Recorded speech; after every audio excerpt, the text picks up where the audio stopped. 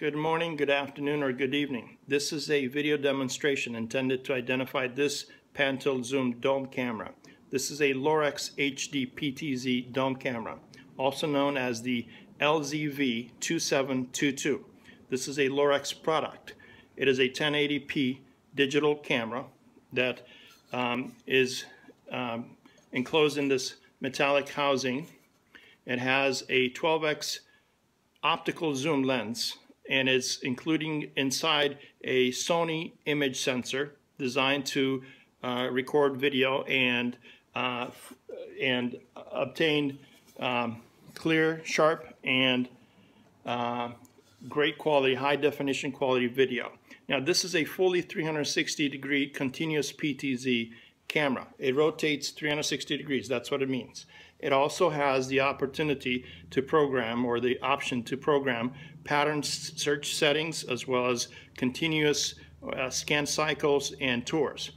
It is accessible by your smartphone as well as your tablet and remote viewing as well. It is used for daytime or nighttime. It has great low lux capability to view individuals and activities through the middle of the night at very low light capability settings. It is included in this weatherproof housing. It is a very reasonable housing, provided that Lorex manufactures this in-house and then sells it with this additional wall mount arm. It also includes a 100-foot BNC and power adapter cable, 12-volt power adapter cable. Now this cable is already pre-wired with BNC clips, and the 12-volt cable that comes packaged as Siamese cable is somewhat decent. I would say it's decent cable. It's great quality. It could be installed in various locations inside or outside, through ceilings or on the outside of buildings with ease. There is better cables out there, but I do find that cable is very reasonable. Again, this is the PTZ, the pan-tilt zoom dome camera provided by Lorex. We install these quite often, and I'm going to go through the particulars on it itself. Again, this is a 12x optical zoom lens that allows to search certain patterns and zoom into certain objects or subjects or vehicles or any kind of activity on your property. It also has a 16x digital zoom that works off of the same lens itself. Now I'm going to begin by identifying what this camera is about and how it comes packaged, and then how you need to set it up in order to make it work. The first thing I'm going to do is show you what the box looks like that the camera comes in. Now the box is pretty simple. It's just a box, okay? Once you open the box, there's all this foam protective I guess insulation that the camera is packaged in for transport. Okay.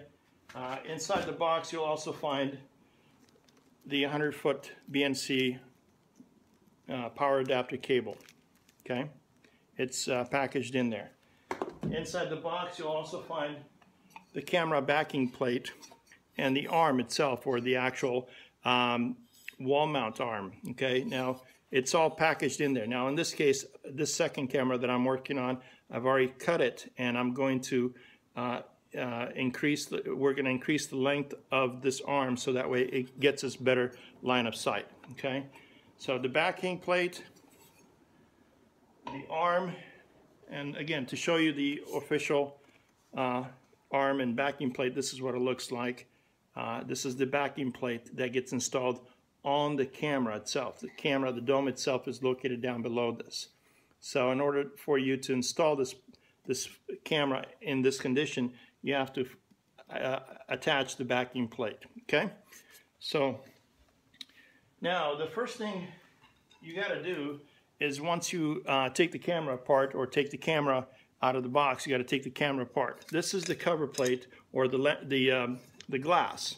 Okay, this protects the camera from the elements. Okay, so this is how the camera comes packaged. Okay, the first thing you need to do is take the cover off. There's these 3 little screws, as you can see here. 1, there's 2, and then there's another one on the other side. Well, once you unscrew those, by the way, there is a wrench provided by Lorex. So use this wrench to unscrew these little screws, 1, 2, and 3, and then you take the cover off, just like so. Now this reveals the actual camera and the motor mount and the actual chip itself and assembly. Okay, this is the actual camera. At this point, the camera is unprotected. With this, you protect the camera. Well, anyway, once you take this off, you will find that the camera has this foam ring inside. Well, you got to take this ring off. This just a foam ring is designed for protecting the camera during transport. In addition, there is this, I guess, moisture bag that's inside there. You got to remove this moisture bag from inside. It was located as so inside the camera. Take the moisture bag, take the foam ring off, okay? Then position the camera on a surface that's, in this case, you can use this foam piece. So now you got the camera on a platform that's steady. In this case, here's my backing, my wall mount backing, okay? I've just basically taken this foam inserts and I've stacked them together, and I placed the backing through them so that way it sits just like so, okay? And then I take the camera, because the cable is kind of stubborn, I take the camera, and now what I'm trying to do is position the camera with these little holes so they match with the backing. So I'm going to be doing that right now. The problem is that this key is not magnetic. So when you have these screws and you're trying to stick them in there, they tend to fall down. So what I've done to fix that is I've taken a piece of tape and I've taken the screw. Oops, come here. You got to be real careful, by the way, not to damage the lens. Taking the screw and I've actually taped it to this key just so it holds sturdy, okay? Now you come back here and you line up the actual camera housing with the hole like so, and then you take your screw and you stick it through like so.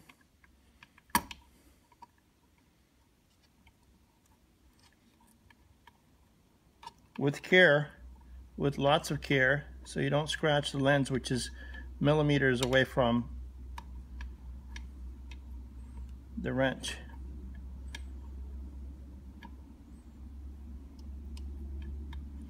You got to be real careful with this. Now, of course, you can use a power tool to do this if you have a extension of some sort. The problem is that it's such a tight area, it's hard to get anything in there other than this actual key that came with the package. So now once you tighten the first screw,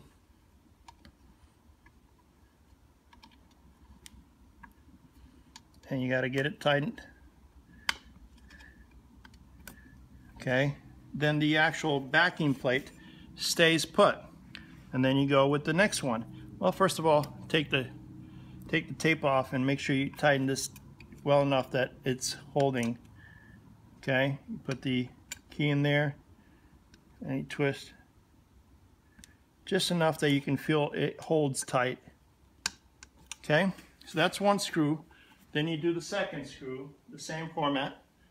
Okay, so I am going to take again the same screw. I'm going to wrap a little bit of tape gently around the screw. Okay, so that holds. And we're going to flip this to the next area where a hole is matched.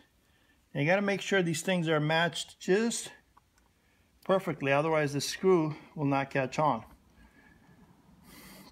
So there's total of, I believe, 4 screws that hold the actual housing to the backing plate in place. Once you get these 4 screws in place, you then can put the actual cover back on.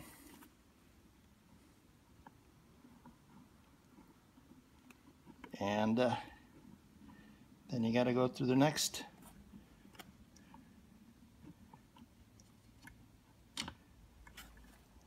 step. So I'm just about there. It almost felt like it was not catching, but it looks like it is. There we go. Now it's catching because I could feel it tighten.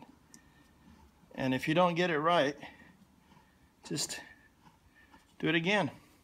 Make sure these screws are tight. This is what holds the camera up. And there we go. And that's real tight. So that's my second screw. And then we continue on. And once we get all 4 screws, then we place the camera. Now, the camera cover back on. Now, on the cover, there is this little triangle shape marking.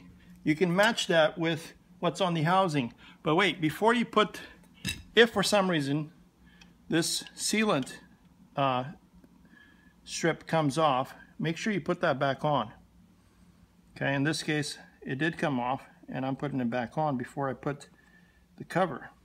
You got to be real careful with that, because that is actually what keeps the water and the weather away from the inside components.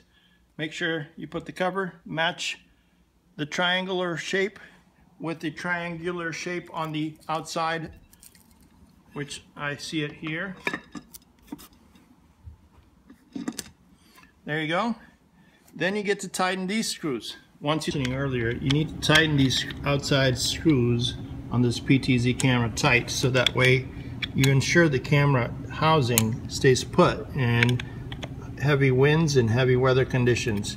Once these 3 screws are tight, then your camera is ready to be attached to the arm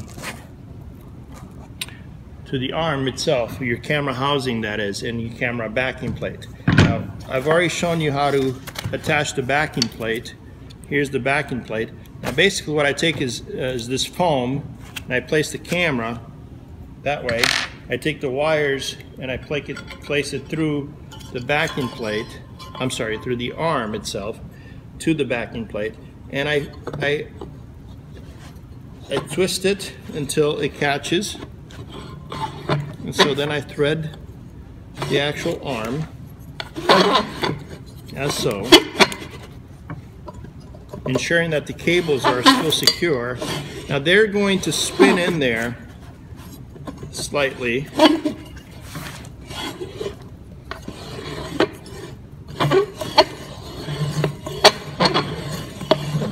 And so there you go.